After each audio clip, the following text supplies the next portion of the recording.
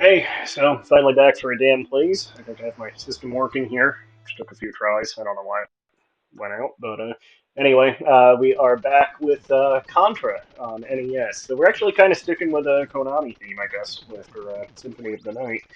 Um, yeah, one of the classic NES games, one of the most memorable on the system, one that, of course, started a major franchise, which is still going. Contra and Super C being on the NES. Well, actually, it was an arcade game first, and it's actually a rare case from this era where the home version, the NES version, kind of superseded and is more well remembered than the arcade original. Um, but yeah, we had this game and its sequel, Super C or Super Contra, on the NES. There was Contra 3: The Alien Wars on Super Nintendo. Genesis had Contra Hardcore. Operation C was on Game Boy. That probably came between Contra, Super Contra, and Contra 3. Let's see, there was Contra 4 on the Nintendo DS, and most recently Operation Galuga, Contra Operation Galuga on. Well, I have it on Switch. It's probably on everything.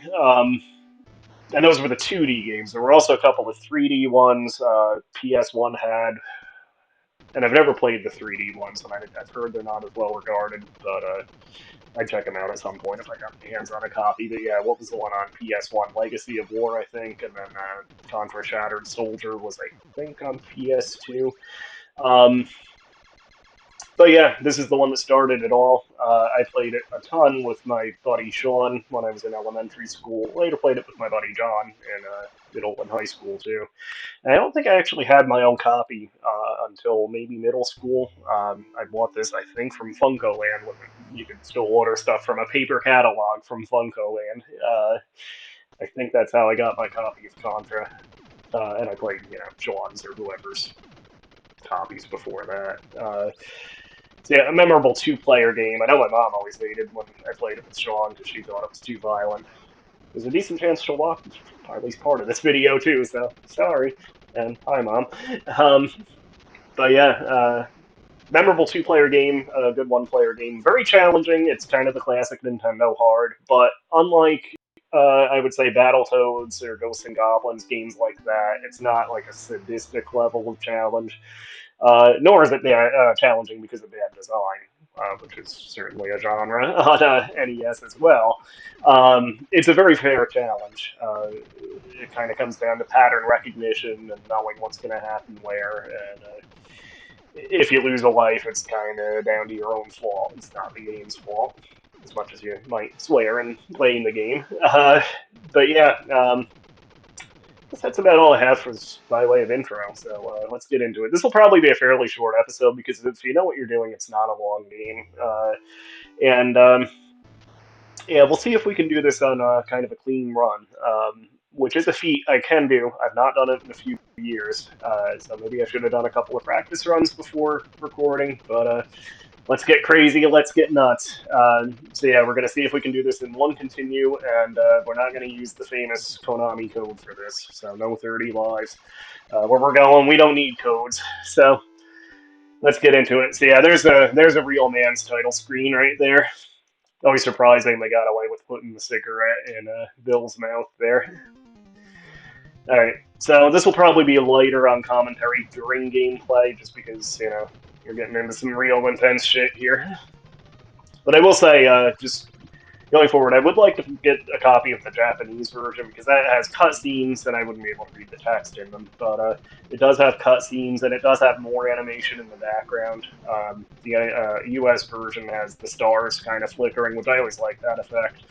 But the Japanese version actually has like the palm trees in the background of this level, kind of waving in the wind. It has more animation in the backgrounds.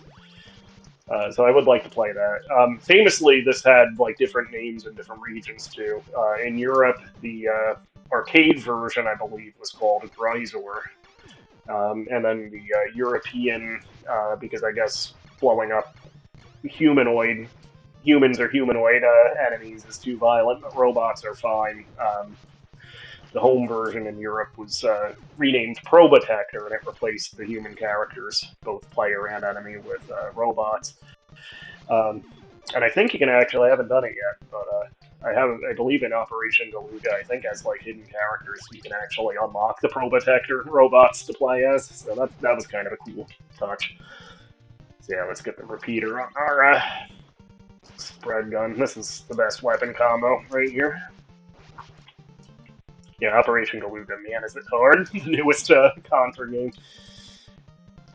I think I've gotten up to maybe like stage 3, maybe. They're pretty big stages, to be fair. But yeah, I haven't gotten all that far, and I'm playing it in the version where you have a like a 3-hit life bar. You can do like classic style where it's 1 hit, like this game.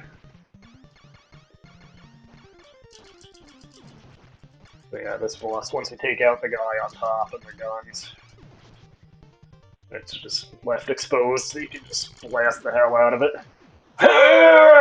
Like Weird Al in the Rambo scene in UHF, or every time he blows something up from the helicopter, he goes, and that's what blowing up some of these bosses feels like. Stages are memorable. There's two base stages where it's this kind of like over-the-shoulder pseudo 3D perspective. In Super C, they replaced this with like an overhead view. Not really bonus stage, but kind of different stage that they would throw in after every couple of levels.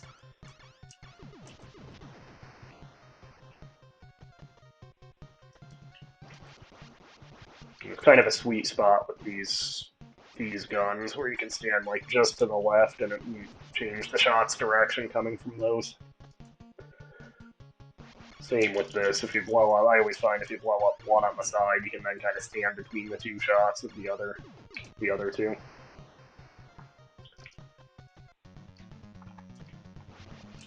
Oh, I just walked right into that. Well, there's life number 1. And we're back to our pea shooter.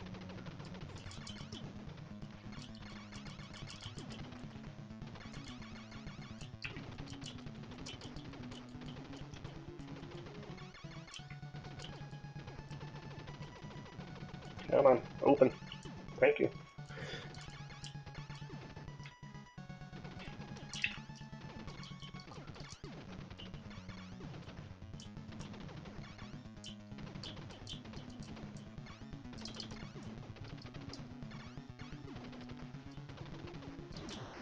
Ooh, got him.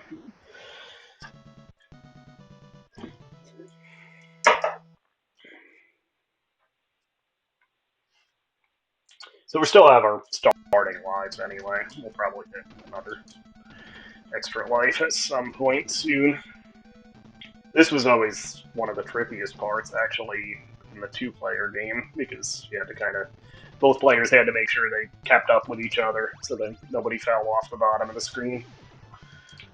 The laser is not great, but it is better than the flamethrower. There's an extra life that just pinged there.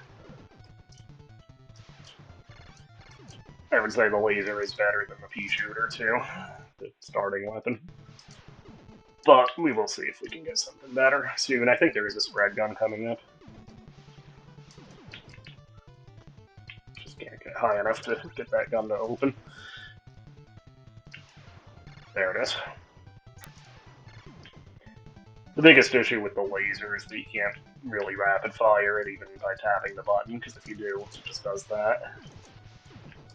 And I'm just using I use a dog bone controller, so a standard NES controller, the later revision version.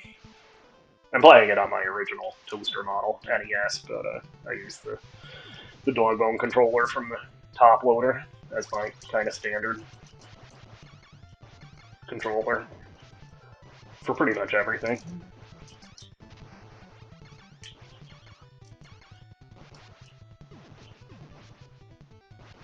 Alright, we got our spread gun back, so that's good. Now we're getting close to the boss here.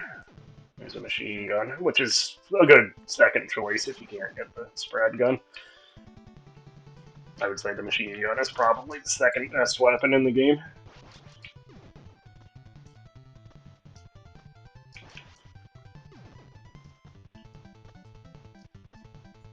Alright, last time. Gotta hit the arms on this thing to get rid of the shots that the arms throw. And then you can get the mouth more easily. Like, once the arms are gone, if you stand, like, here, you're basically safe. There we go. First real HR Geeker type boss design in the series. Super C, I would say, went even harder in that type of aesthetic.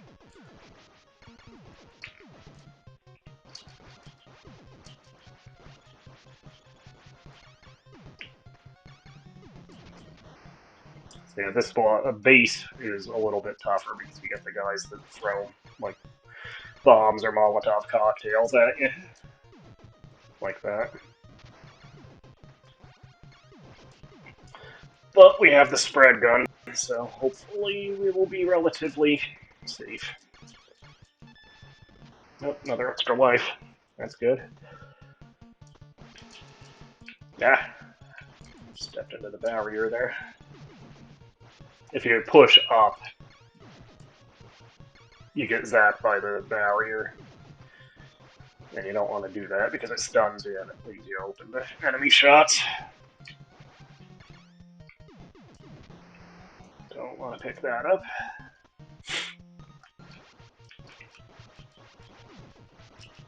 Just kind of hit the deck on this screen. There we go.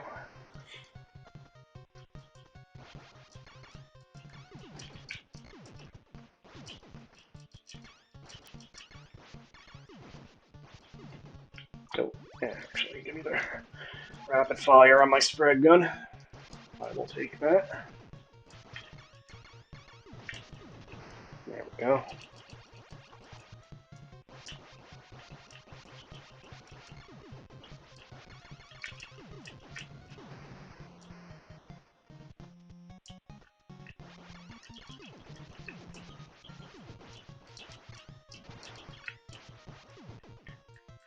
This actually might be the toughest screen until you get to the boss in this phase, because you have to jump up to hit the block. There we go. This is the same as the last screen in the first base. Got it. Okay, so we got the spread gun still. We're doing good. We're in good shape for the boss, as long as I don't do anything stupid.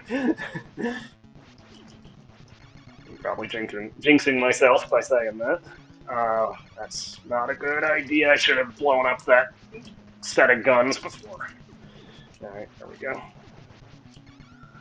So the Optimus Prime, or Autobots logo here that shoots deadly bubbles is actually pretty tough, because the bubbles, if you don't shoot them while they're in the air, you kind of have to jump over them. So they do like a loop. But you can kind of get into a rhythm. There's one side down. And of course, the Autobots logo itself really is what it looks like. You can only hit that when it like comes together. Whew. Got it. So what's next?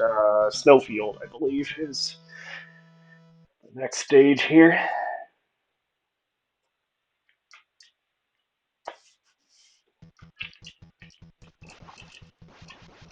Here's where you start getting bombs coming out of the trees.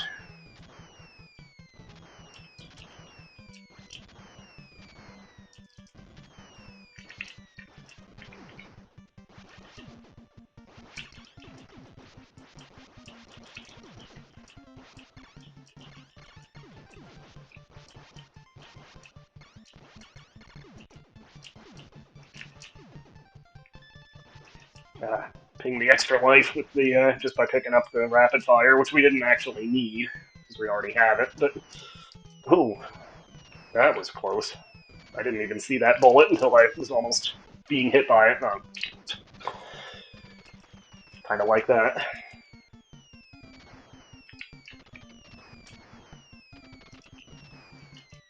That's what I get for talking. Alright. I don't know if I've ever actually managed to hit all three of those. power-up pods before.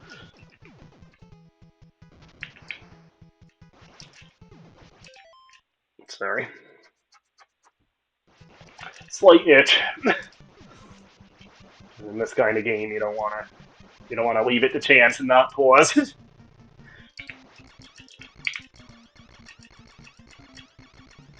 Because I don't have the rapid fire anymore. But even a non-rapid spreader is still almost as good as you can get. So here's the second. We always call these snow plows, since it's the snow level, I guess. It's obviously, like, they just have, like, a spike thing on the front. They're not really snow plows, but for lack of a better term.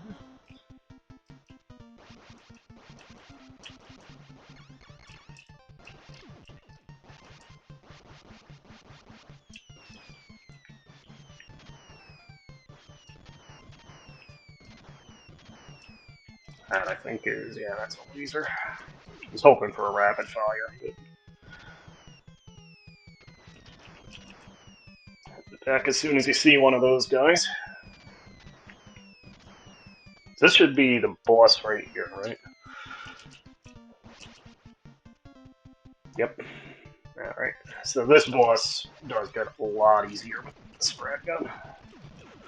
There we go. Yeah, trying to fight that with the machine gun is actually okay. The pea shooter is very tough. Flamethrower, forget it. The energy zone.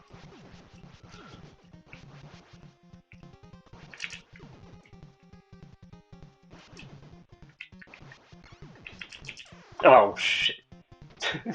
Sorry. So you just lapse in your attention for a second, and it all goes wrong.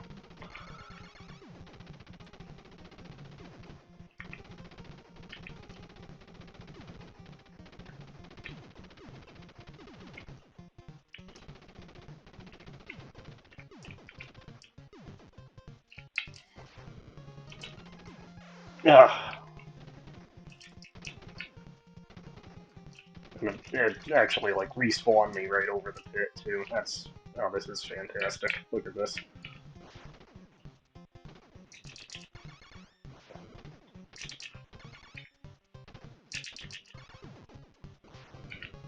That was about the worst possible place to respawn.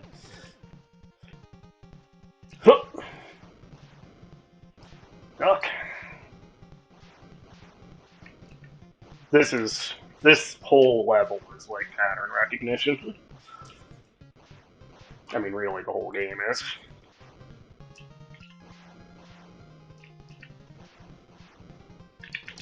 Surprise! That is, I believe, an invincibility, if I can hit it with this stupid gun.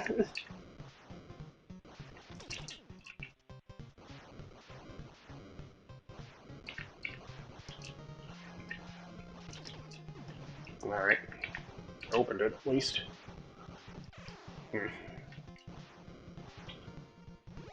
Alright, user invincibility frames are back down to our starting lives.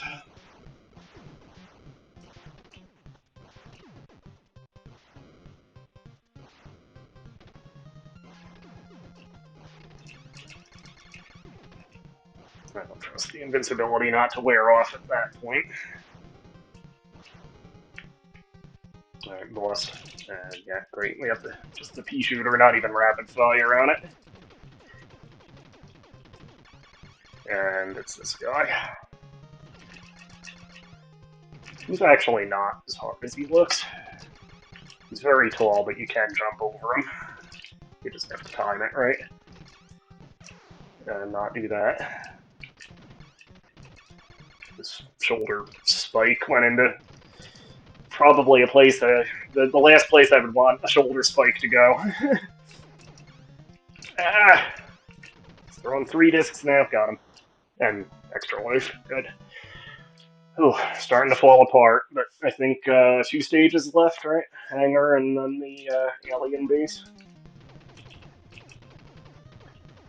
we're not out of the woods yet, but we're not out of the realm of being able to pull this off either. Oh, I don't want this.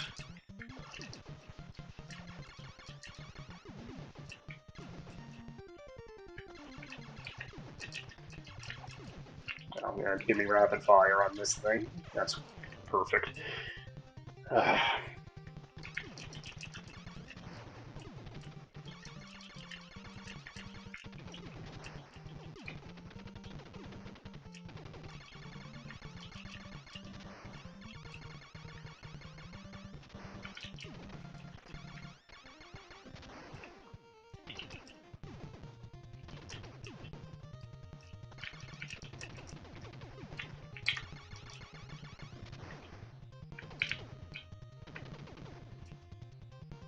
1, 2, go.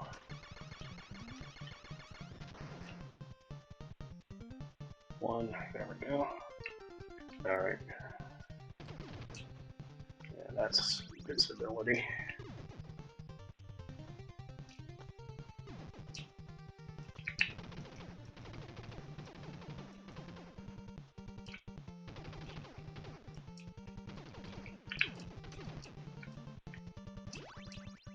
That. Oh, I think that one's actually a spreader. Definitely want that. There we go. Alright, we're back.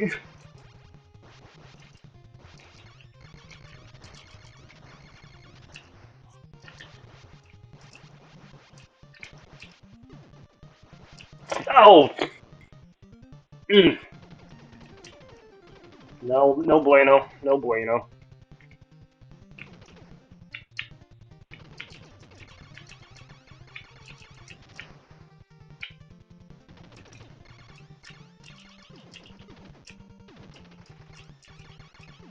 Extra life will be great right about now.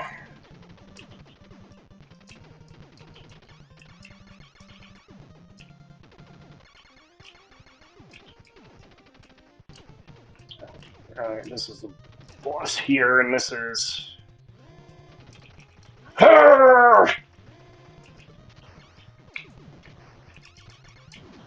Got it. Oh, extra life, too. That was a little close.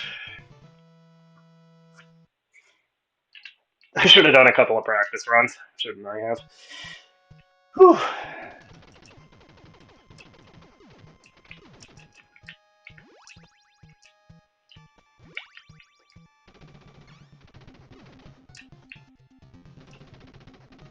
I think this stage is much more animated in the Japanese version, too. Like, it's all kind of, like, pulsating and alive.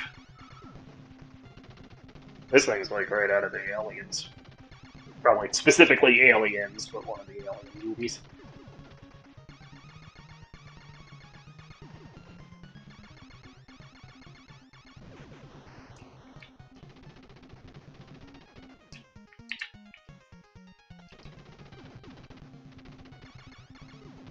You really want to take your time here. It's very satisfying to destroy these mounts, though. I don't know why. That might be a spreader. It is. And we just need to get rid of this mouth here so we can jump down and grab it. Fortunately, the power-ups, as long as they're on the screen, they don't disappear.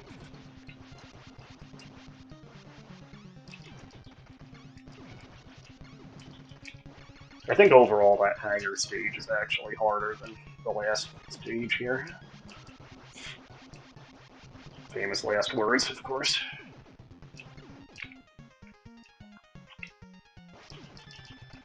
Oh, great. Extra life again. Alright, we're doing this. We got this, man. We got this by the ass.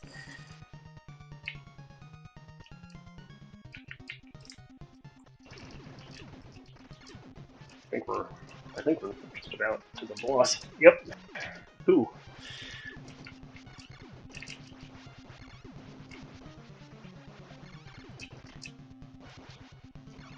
Yep, final boss, final boss.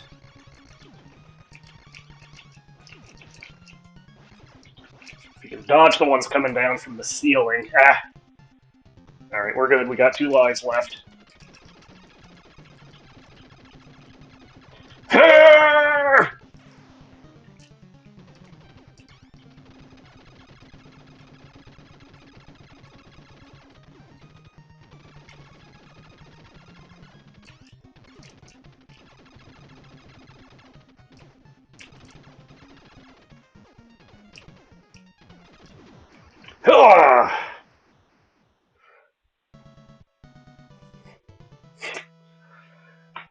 Well, not my best run. A little sloppy, but still pulled it off. Starting lives, no code.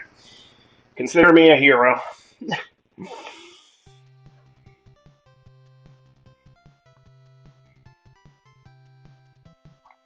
That's that's pretty good, actually. I mean, it's been a good at least 2 years, I would say, since the last time I ran through this. So without practice runs, that's actually pretty good. I think I still got it right.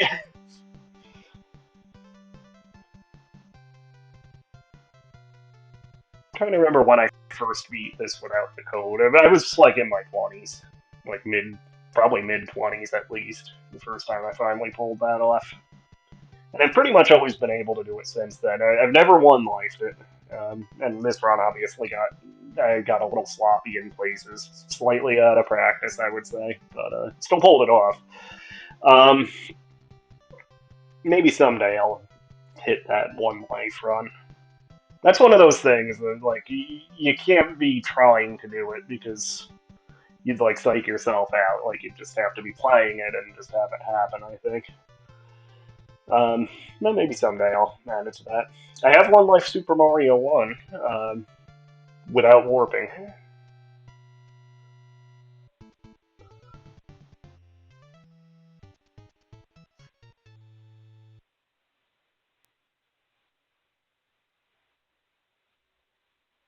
All right, so yeah, it starts out with there's my score incidentally, 750,000 something. Um, I always did kind of wish they put the score on the screen during gameplay. So yeah, it loops around. The game keeps looping at this point, and it gets, I think, a little bit harder. Supposedly it gets harder anyway. I don't know if it's actually any different, but yeah, I don't know if I'm gonna. I don't think I'm actually gonna keep playing it at this point. We did it. We did it in under a half hour. So I think that's good for today. Um, so yeah, thanks for watching. Thanks for joining me for relatively quick Dan plays. One one quick shot, 27, 28 minutes by the counter on screen. Um, so yeah, we'll be back with something sometime relatively soon, I'm sure. Hopefully my system will keep working since I finally got it back running again. But yeah, I think I'm gonna probably go to bed at this point. It's 11 o'clock, so yeah. Have a good night. Hit like and subscribe. We'll be back with more Dan Plays, maybe something else, maybe Dan's Card Corner, maybe All Drinks Considered, who knows? The world is our oyster. We'll be back with something anyway, but yeah, hit like, hit subscribe, ring the notification bell if anybody actually does that kind of thing. But yeah, have a good night.